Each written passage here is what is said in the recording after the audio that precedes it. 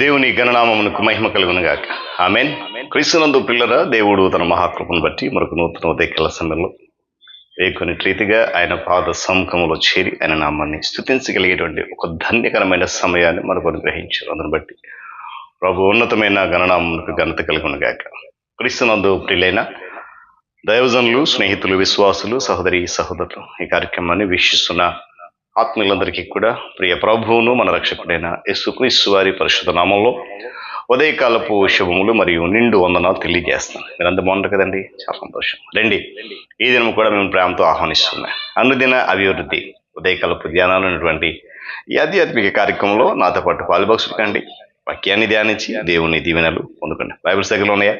Right, తెరిచి చూడండి. లేని పక్షాన చదువుతున్న మాటను జాగ్రత్తగా వినండి, గ్రహించండి. నేటి దిన ధ్యాన వాక్యంగా మత్తయి సువార్త 7వ అధ్యాయము 13వ వచనంలో ఒక మాటను చదువుతా ఉన్నాను.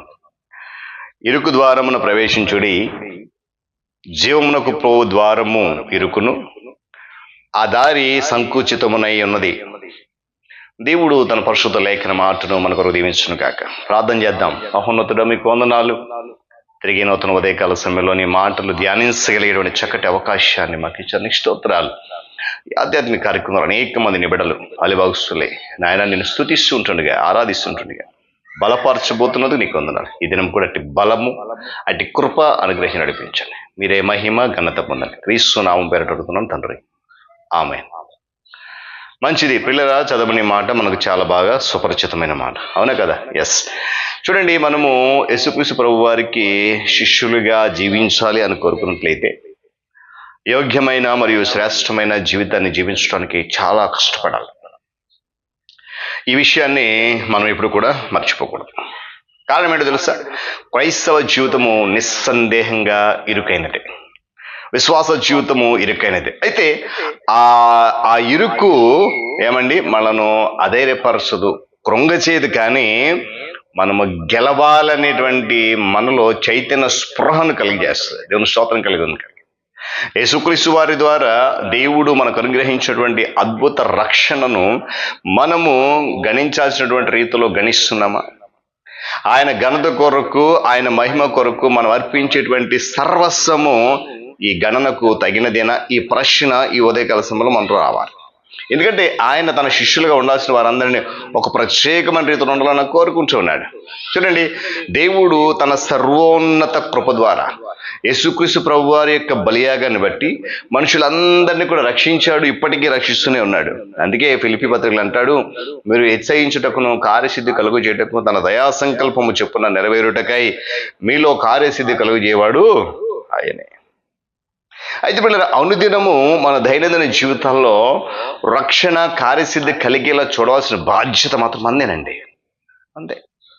దేవుడు తన కార్యం నెరవేర్చాడు, దాన్ని కాపాడుకోవాల్సిన బాధ్యత మందే. దేవుడు మనకు అనుగ్రహించినటువంటి విమోచనను బట్టి ఏమండి ఆయన మనకు ఆజ్ఞాపించిన దాన్ని నెరవేర్చడానికి ఉద్యమించినప్పుడు కార్యసిద్ధి సాధ్యమేనని గ్రాహ్యమవుతుంది. దేవుని స్తోత్రం చెప్పండి గట్టి హల్లెలూయా. అలా గ్రహించలేనట్లయితే దేవుడు మనలో ఉంచినటువంటి రక్షణ పట్ల మనము కార్యోన్ముఖులము కాలేదని అర్థం. మనలో కార్యసిద్ధి ఉన్నదో లేదో మనకు పరీక్ష ఎదురైనప్పుడు బయటపడతాయి. మనము పరిశుద్ధాత్మ దేవునికి విధేయులమై మన దైనందిన జీవితంలో కార్యసిద్ధి కలిగి ఉన్నప్పుడు ఏమండి మనకెదురైన పరీక్షల్లో సంకట సమయంలో ధైర్యంగా నిలబడగలుగుతాం. దేవుని స్తోత్రం చెప్పండి హల్లెలూయా. కనుక గమనించండి, అంటే మన హృదయాన్ని మనము దిటవు చేసుకోగలుగుతాం. దేవుని కృప కూడా మనకు తోడుగా ఉంటుంది. ఈ ఉదయకాల దేవుని బిడ్డలు గమనించాలి, దేవుడు ఇక్కడ యోగ్యత మరియు శ్రేష్టత అప్రయత్నంగా కలగవు అని. ఆ యోగ్యత శ్రేష్టత అనేది దేవుని సముఖము ద్వారా లేదా యేసుక్రీస్తు ప్రభువారి చేసినటువంటి బలియాగం ద్వారా మాత్రమే మనకు కలుగుతాయనేటువంటి విషయాన్ని ఇక్కడ స్పష్టంగా జ్ఞాపకం. అందుకే అంటాడు, ఇరుకు ద్వారాలు ప్రవేశించండి. క్రైస్తవ విశ్వాస జీవితము ఎప్పుడు కూడా ఇరుకైనదే, విశాలమైనది కాదు. మనం చదివిన వచనం ఉంటుంది, ఆ దారి సంకోచితమైనది, అందులో ప్రవేశించేవారు కొంతమందే. ఆ కొంతమందిలో నీవు ఉండాలని దేవుడు కోరుకుంటూ ఉన్నాడు. దేవుని స్తోత్రం కలుగును గాక. వీళ్ళ మనకు ఎదురైనటువంటి పరీక్షను బట్టి దేవునికి వందనాలు. ఎన్నో పరీక్షలు ఎదురవుతూ ఉంటాయి. ఎన్నో సమస్యలు ఎదురవుతూ ఉంటాయి, ఎన్నో ఇబ్బందులు ఎదురవుతూ ఉంటాయి. వీటన్నిటిని బట్టి దేవునికి వందనాలు, కృతజ్ఞతలు చెల్లించాలి. ఆయన రక్షణ మనకు ఆనందాన్ని ఇస్తుందండి. అయితే రక్షణ మనలో ధైర్య సాహసాన్ని, నీతి వర్తనను కూడా కోరుకుంటున్న సత్యాన్ని గమనించాలి. అంతేకాకుండా రక్షణ మనలో ఉన్నటువంటి యోగ్యతను సహితం పరీక్ష చేస్తుంది. శ్రేష్టమైన జీవితాన్ని సహితం పరిశీలన చేస్తూ ఉంటుంది. యేసుక్రీస్తు ప్రభువారు అనేకులైన తన కుమారులను మహిమకు తెస్తూ ఉన్నాడు. అయితే పిల్లలు, మనకు లభించినటువంటి కుమారత్వానికి కార్యసిద్ధి కలిగించేటువంటి భారము మనదే. ఆ భారాన్ని దేవుడు మన మీద ఉంచాడు. మరి ఆ భారాన్ని మోయగలని ఇష్టపడుతున్నావా? ఒకసారి ఆలోచించి ఉదయకాల సమయంలో. ఇందుకు ఎవ్వరు కూడా మినహాయింపు కాదండి, ఎవ్వరికి మినహాయింపు లేదు. దేవుని కృప మూలంగా మనము యేసుక్రీస్తు ప్రభువారితో అన్యోన్యత కలిగి ఉన్నాం. ఆ సత్యాన్ని మర్చిపోవద్దండి. దేవుని కృప ద్వారా ఆయనతో సమాధానం కలిగి ఉన్నాం.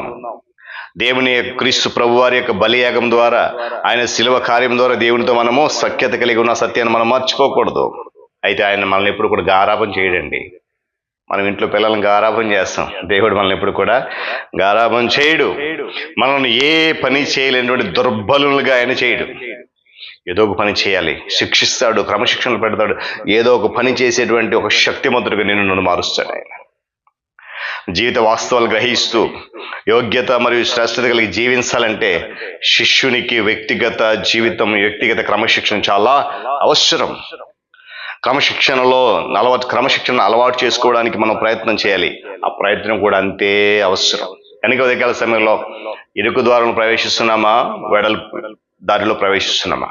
రెండు మార్గ 13, 14 వచనాలు రెండు ఉన్నాయి. గమనించి, ఇరుకు ద్వారం ఉంటుంది, విశాలమైన మార్గం ఉంటుంది. ఇరుకు ద్వారం ప్రవేశించారు కొంతమంది, విశాల మార్గం అనేకులు ఉన్నారు. అయితే ఆ మార్గంలో ఏమి లేదు, భద్రత లేదు.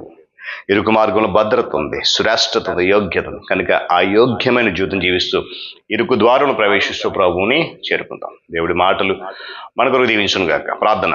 ప్రేమ కలిగిన తండ్రి, మరొక నూతన ఉదయకాల సమయంలో మత్తయి సువార్తలో ఉన్నటువంటి ఇరుకు ద్వారం మా జీవితాలకు మరొకసారి మీరు అన్వయించినట్టుగా వందనాలు. క్రైస్తవ విశ్వాస జీవితం ఎప్పుడు కూడా ఇరుకైనదే. ఎన్నో ఆటంకాలు, ఎన్నో ఇబ్బందులు. ఇరుకు మార్గం వెళ్తే ఆశీర్వాదం, విశాల మార్గం నాశనం అని రెండు విభాగాలు మాకు కళ్ళ ముందు ఉంచాం నాయన. జీవమునకు పోయే దారి సంకుచితం, అందులో కొందరే ఉన్నారు. ఆ కొందరిలో మేము ఉండాలని నీ ప్రియబిడ్డలందరూ కూడా ఆ మార్గం రావాలని ఆశిస్తున్నాం. ఉదయకాలంలో యోగ్యతను గురించి, శ్రేష్టతను గురించి మేము పొందుకోవాలంటే అవి ఏదో అప్రయత్నంగా రావు, దానికి చాలా ప్రయత్నం అవసరమని ఈ వాక్యం ద్వారా మమ్మల్ని గద్దించిన స్తోత్రాలు. అట్టి శ్రేష్టమైనటువంటి యోగ్యత మేము పొందుకొని ధన్యులుగా మిమ్మల్ని చేరడానికి నీ సహాయమును కోరుతున్నాం, నీ కృపను అర్జిస్తున్నాం. సహాయం గ్రహించి ఈ కార్యక్రమం ద్వారా మహిమ ఘనత మీరు పొందుకొని నీ ప్రియకుమారుడు మా రక్షకుని యేసు నామములో మమ్మును నీ దగ్గర చేర్చుకోండి. క్రీస్తు వారి శ్రేష్టమైన నామమును అడుగుతున్నాం తండ్రి, ఆమేన్. త్రియేక దేవుని దీవెన, ఆయన సన్నిధి కాపుదల సదాకాలము మనందరికీ తోడేండి నడిపించును గాక. ఆమేన్.